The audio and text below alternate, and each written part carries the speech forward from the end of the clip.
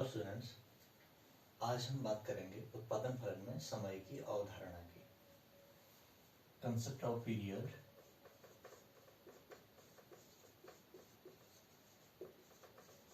In production function.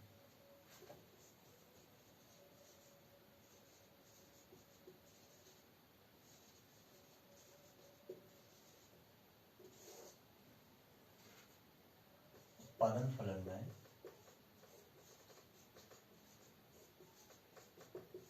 समय की अवधारणा।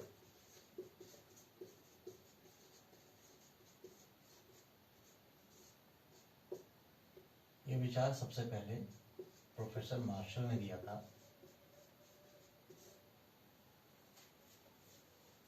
इस विचार के अनुसार जो उत्पादक होता है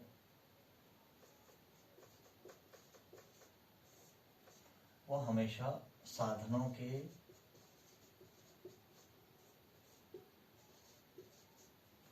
एक इफेक्टिव कॉम्बिनेशन को यूज करता है। प्रभावी संयोग। प्रभावी संयोग क्या होता है? प्रभावी संयोग हम उसे कहते हैं जो कम लागत पर या उसी लागत पर, कम लागत कहने की बजाय उसी लागत पर अधिक उत्पादन करता है। इस जो भी साधन का जो भी संयोग, जो भी कॉम्बिनेशन उसी लागत पर, सेम कॉस्ट पर या कम कॉस्ट पर ज्यादा प्रोडक्शन देता है, उसको हम साधनों का प्रभावी संयोग कहते हैं। और प्रत्येक उत्पादक की कोशिश रहती है कि वो साधनों का एक प्रभावी संयोग बनाकर उत्पादन करे। और साधनों की भी कुछ विशेषताएं होती हैं। साधनों की कुछ प्रकृति होती है। प्रकृति क्या होती है? कुछ साधन विभाज्य होते हैं, आसानी से उनको बांटा जा सकता है, और कुछ साधन अविभाज्य होते हैं।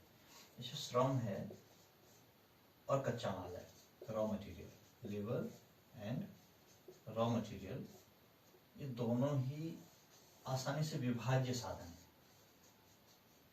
यानी इनमें विभाज्यता अधिक होती है। और इनके अलावा जैसे पूंजी है, भूमि है और उद्यम है, ये इतनी आसानी से विभाज्य नहीं होते हैं। इनमें अविभाज्यता का गुण अधिक पाया जाता है। विभाज्य होने का मतलब यह है कि इन साधनों को अलग अलग टुकड़ों में या इनकी मात्रा को जब चाहे कम ज्यादा किया जा सकता है। और जो पूंजी, भूमि और उद्यम की जो मात्रा है, अगर उसको हम उत्पादन में लगाते हैं तो जब चाहे उसको हम कम कर लें, जब चाहे उसको बढ़ा लें, ऐसा संभव नहीं होता है। इनकी मात्रा में परिवर्तन करने के लिए थोड़ा ज्यादा समय चाहिए होता है। और जो श्रम और कच्चा माल है, इसकी मात्रा में परिवर्तन करने के लिए ज्यादा समय की जरूरत नहीं होती है। इनको कम समय में इस मात्रा को बदला जा सकता है। जिन साधनों की मात्रा को कम समय में बदला जा सकता है उनमें विभाज्यता का गुण अधिक होता है। और जिन साधनों की मात्रा को कम समय में बदलना संभव नहीं होता है उनमें अविभाज्यता का गुण अधिक होता है ना। विभाज्यता मतलब डिविजिबिलिटी और अविभाज्यता का मतलब इंडिविजिबिलिटी। तो जिन साधनों में इंडिविजिबिलिटी अधिक होती है उनमें हम जल्दी परिवर्तन नहीं कर पाते हैं, और जिन साधनों में डिविजिबिलिटी अधिक होती है उनमें हम जल्दी परिवर्तन कर लेते हैं। अब जिन साधनों में जल्दी परिवर्तन किया जा सकता है उन्हें हम कहते हैं वेरिएबल फैक्टर्स। वेरिएबल फैक्टर्स या परिवर्ती साधन। परिवर्ती साधन। और जिन साधनों में अविभाज्यता अधिक होती है क्योंकि वो कम कुछ समय के लिए फिक्स रहते हैं, तो इन्हें फिक्स्ड फैक्टर्स कहा जाता है। स्थिर साधन कहा जाता है। स्थिर साधन, ठीक है। अब जो साधन जिनमें अविभाज्यता है, ऐसा नहीं कि इनकी मात्रा कभी बदली ही नहीं जा सकती है। इनकी मात्रा बदली जा सकती है, लेकिन इनको बदलने में थोड़ा अधिक टाइम लगता है। इनको बहुत जल्दी बदलने में लागत बढ़ जाती है। अगर हम पूंजी, भूमि और उद्यम की मात्रा को जल्दी बदल देंगे तो जो लागत होगी वो जल्दी बढ़ जाएगी। अगर हम पहले श्रम और कच्चे माल की मात्रा परिवर्तन करेंगे तो लागत तो बढ़ेगी, लेकिन उतनी अधिक नहीं बढ़ेगी जितनी कि इन साधनों को, अविभाज्य साधनों को बदलने से लागत बढ़ती है। तो जो उत्पादक होता है उसका उद्देश्य हमेशा ये होता है कि उसी लागत पर या कम लागत पर अधिक उत्पादन प्राप्त करना, साधनों के प्रभावी संयोग को बनाए रखना। जो प्रभावी संयोग बनाने के लिए जो उत्पादक होता है वो क्या करता है, वो कुछ साधनों में परिवर्तन करता है जिनको हम परिवर्ती साधन कहते हैं, और कुछ साधनों को स्थिर छोड़ देता है जिन्हें हम स्थिर साधन कहते हैं। ठीक है, लेकिन क्या होता है, एक टाइम ऐसा आता है जब उसे अपना प्रोडक्शन बढ़ाना होता है, उत्पादक को जब अपनी उत्पादन की मात्रा बढ़ानी पड़ती है, तो खाली श्रम और कच्चे माल में परिवर्तन करके उसका उत्पादन उतना नहीं बढ़ता है जितना वो बढ़ाना चाहता है। तो ऐसी कंडीशन में क्या करता है, वो श्रम कच्चा माल तो बढ़ाता ही है, साथ साथ में पूंजी भूमि और उद्यम भी बढ़ा देता है, यानी दूसरे साधनों की मात्रा में भी परिवर्तन कर देता है। आप लोगों ने जो है अपने शहर में या आसपास देखा होगा कि कोई एक शॉप होती है, कोई एक मिठाई की दुकान होती है, वो काम करना शुरू करती है और धीरे धीरे उसका काम बढ़ता जाता है, तो उसके काम करने वाली लेबर बढ़ जाती है ना, और उसका रॉ मटेरियल की डिमांड बढ़ जाती है। लेकिन काम धीरे धीरे इतना बढ़ जाता है, कुछ समय बाद वो दूसरी दुकान खोल लेता है शहर के किसी दूसरे हिस्से में, दूसरे कोने में। तो ये जो परिवर्तन होते हैं साधनों में, ये इसमें टाइम जो लगता है उसी टाइम को हम यहाँ पर डिस्कस करने जा रहे हैं, उसी समय के उदाहरण की यहाँ पर बात करने जा रहे हैं। इसके आधार पर मार्शल ने बताया था कि जो उत्पादन फलन में जो समय की अवधारणा होती है वो 3 प्रकार की होती है। एक को हम कहते हैं बाजार काल, इसे अत्यल्प काल भी कहा जाता है, very short period, very short period.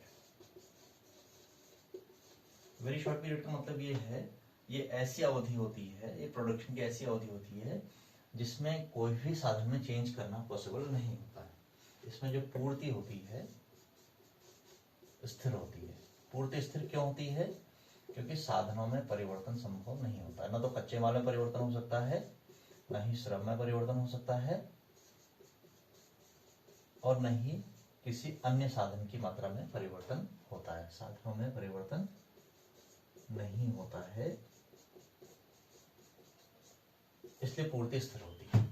ऐसे टाइम को हम ऐसे पीरियड को हम बोलते हैं वेरी शॉर्ट पीरियड और मार्केट पीरियड। दूसरा जो है उसे हम कहते हैं अल्पकाल, शॉर्ट पीरियड इसे कहा जाता है। इस पीरियड की विशेषता क्या है, इसमें जो डिविजिबल साधन, जो विभाज्य साधन होते हैं वो परिवर्ती होते हैं, और जो अविभाज्य साधन होते हैं वो स्थिर होते हैं। यानी कुछ साधन जैसे कि श्रम और कच्चा माल, श्रम और raw material, labour and raw material, ये परिवर्तन, इनमें परिवर्तन किया जा सकता है, परिवर्तन होता है।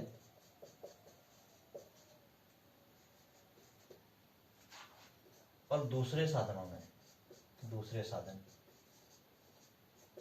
जैसे पूंजी है, भूमि है, उद्यम है, या इनमें से किसी में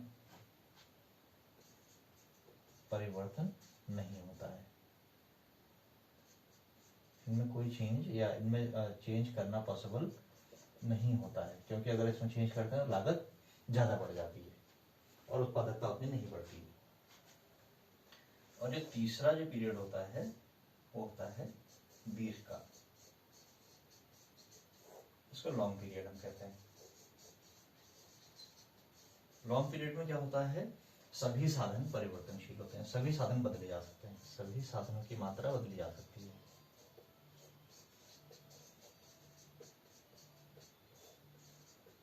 सभी साधनों की मात्रा बदली जा सकती है।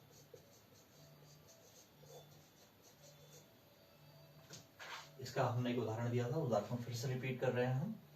आपके शहर में कोई मिठाई की दुकान शुरू होती है, शुरू होने की जब वो शुरू करता है, मान लीजिए वो 3 लेबर और कुछ एक कमरा, 3 लेबर और कुछ टूल्स या मशीनों के साथ, कुछ बर्तनों के साथ, मशीनों के साथ अपना उत्पादन शुरू करता है और रॉ मटेरियल शुरू करता है, और उसने एक दिन में जितना प्रोडक्शन कर दिया है अगले दिन उसको बाजार में बेचता है। तो पहले दिन में उसने जो प्रोडक्शन किया है अगले दिन वो उसी को बाजार में बेच रहा है, तो तो अगले दिन वो वस्तु की पूर्ति में, मिठाई की पूर्ति में कोई परिवर्तन करना संभव नहीं होता है, क्योंकि कल जो मिठाई बनी है वही उसको बेचनी है। अब वो अचानक से उत्पादन नहीं बढ़ा पाता है, क्योंकि एक दिन में उसके साधनों की मात्रा में, यानी एक दिन में वो अचानक से लेबर नहीं ला पाता है, एक दिन में वो नए बर्तन नहीं खरीद पाता है, एक दिन में अचानक से रॉ मटेरियल की व्यवस्था नहीं कर पाता है, या एक दिन से कम टाइम भी हो सकता है, किसी के लिए एक दिन से अधिक भी हो सकता है। ये उत्पादक की क्षमता पर निर्भर करता है। तो इसको हम बाजार काल कहते हैं, जिसमें न तो रॉ मटेरियल में परिवर्तन संभव होता है, न ही कच्चे माल में, न ही श्रम में, और न ही किसी दूसरे साधन में परिवर्तन नहीं किया जा सकता है। अब वही मिठाई की दुकान कुछ टाइम बाद, 1 महीने बाद, उसको लगता है कि हाँ काम बढ़ रहा है, काम बढ़ाया जा सकता है, तो उत्पादन बढ़ाने के लिए क्या करता है, वो कच्चे माल में वृद्धि कर देता है। वो दूध ज्यादा खरीद लेगा, चीनी ज्यादा खरीद लेगा, है ना। जो मिठाई बनाने के लिए जो कच्चा माल चाहिए होता है उनकी ज्यादा मात्रा खरीदना शुरू कर देता है, और एक आध हलवाई बढ़ा देता है दुकान में, एक आध सेल्समैन बढ़ा देता है, यानी काम करने वाले श्रम भी बढ़ा देता है। लेकिन दुकान, यानी दुकान में उसकी जो साइज, पहले जो कमरा था वो वही कमरा उसके पास अभी भी है, वही भूमि अभी भी है, काम देखने वाला व्यक्ति भी वही है, नए लोगों को नहीं रखता है। नए लोग मतलब पूंजी, भूमि और उद्यम में कोई परिवर्तन नहीं करता है। और उसका, इसको हम बोलते हैं अल्पकाल, शॉर्ट पीरियड। और जब उससे ऐसे 2-3 साल हो जाते हैं, 5 साल हो जाते हैं, 7 साल हो जाते हैं, 5-7 साल बाद हम देखते हैं कि वही दुकानदार, यही वही मिठाई की दुकान क्या करती है, आपके शहर में दूसरी नई मिठाई की दुकान खोल देता है। पुरानी दुकान उसकी ऑलरेडी चल रही है, एक दुकान और शुरू कर देता है। एक दुकान और शुरू करने का मतलब ये है, अब उसको लेबर भी ज्यादा चाहिए, अब उसको कच्चा माल भी ज्यादा चाहिए, उसको पहले से ज्यादा पूंजी लगाई है उसने, इसलिए नई दुकान बनी है, और पहले से ज्यादा जमीन चाहिए काम करने के लिए, और पहले से अधिक उद्यम उसे चाहिए होता है। तो इस तरीके से हम उत्पादन फलन में जो समय की अवधारणा है उसको समझ सकते हैं। बाजार काल, अल्पकाल और दीर्घकाल, इनका संबंध साधनों की परिवर्तनीयता, साधनों की मात्रा में परिवर्तन से होता है। जब साधन की मात्रा में बिल्कुल परिवर्तन नहीं हो सकता है तो हम कहते हैं बाजार काल है। जब कुछ साधनों की मात्रा में परिवर्तन किया जा सकता है और कुछ साधनों की मात्रा में परिवर्तन करना संभव नहीं होता है तो कहते हैं बाजार उत्पादन फलन का अल्पकाल है। और जब सभी साधनों की मात्रा में परिवर्तन किया जा सकता है तब हम कहते हैं कि उत्पादन फलन का दीर्घकाल है। ठीक है, तो आज के लिए इतना काफी है। फिर नेक्स्ट वीडियो में हम अगले टॉपिक के साथ आएंगे।